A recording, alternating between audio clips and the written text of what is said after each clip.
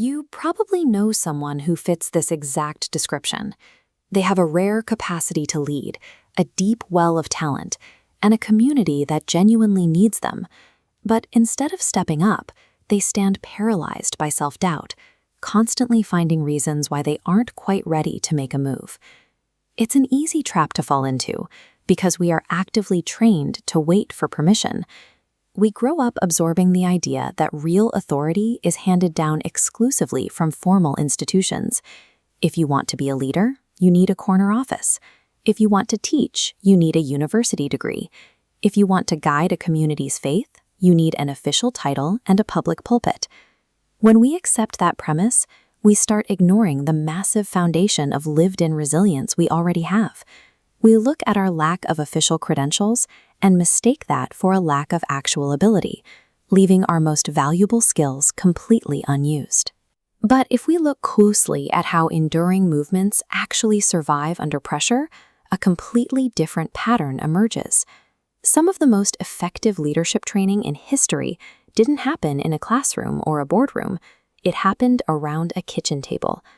By waiting for an institution to validate our worth, we surrender the most authentic source of power we possess, the strength and wisdom passed directly into us by the people who raised us.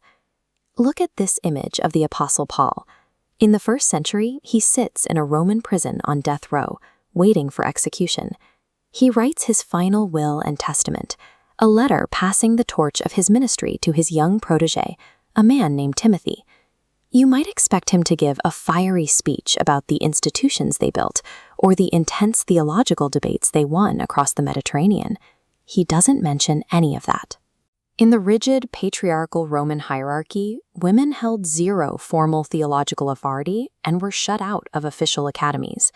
Yet Paul ignores men with titles, tracing Timothy's strength directly through the women in his family, his grandmother Lois and mother Eunice.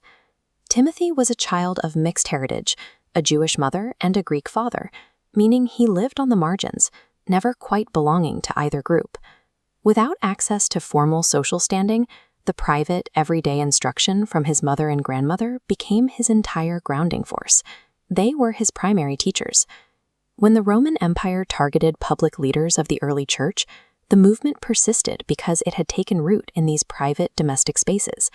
These informal networks created a layer of generational resilience that the state simply couldn't reach.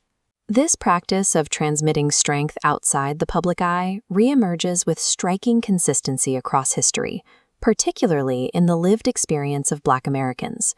For generations, public platforms and formal pulpits were aggressively denied to Black women.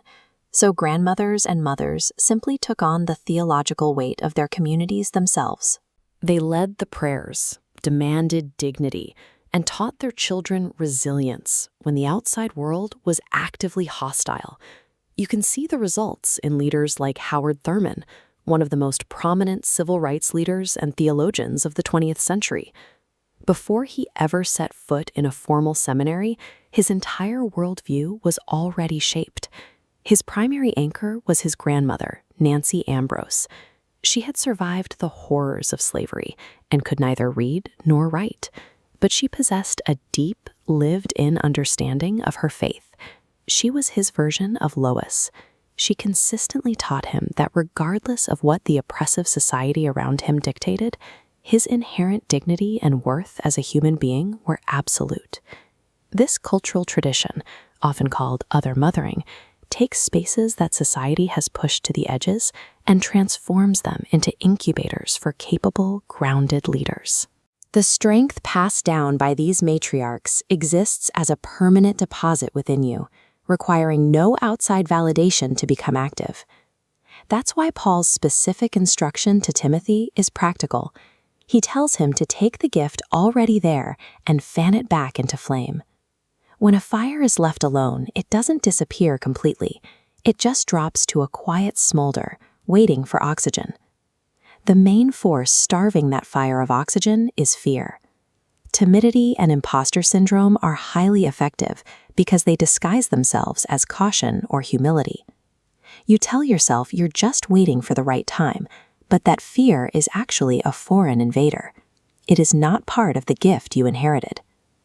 The true nature of your inheritance is built strictly on power, love, and a disciplined mind. When you operate from that foundation, you leave absolutely no room at the table for paralyzing self-doubt.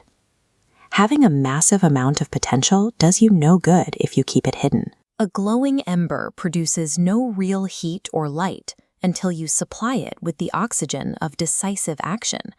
We live in a culture that constantly pressures us to abandon the old and chase whatever is trending right now. But when an actual crisis hits, you don't need a new trend. You need the stability of the tested, ancestral truths that have already held your family together through the worst of times. A legacy requires active execution. It functions as a mandate to carry forward the prayers and the presence of those who preceded you. Stop waiting for a formal institution to give you permission to use what you already have. Start speaking directly to your fears, using the undeniable authority of the resilient lineage standing right behind you. Because just as you are standing on the shoulders of the women and men who came before you, there is someone younger watching you right now. They are watching how you handle pressure, how you treat people, and how you step into your purpose. Your faithfulness in overcoming doubt today is actively providing a template for what that person will believe is possible for their own life tomorrow. You have the fire. Stop smoldering. Start blazing.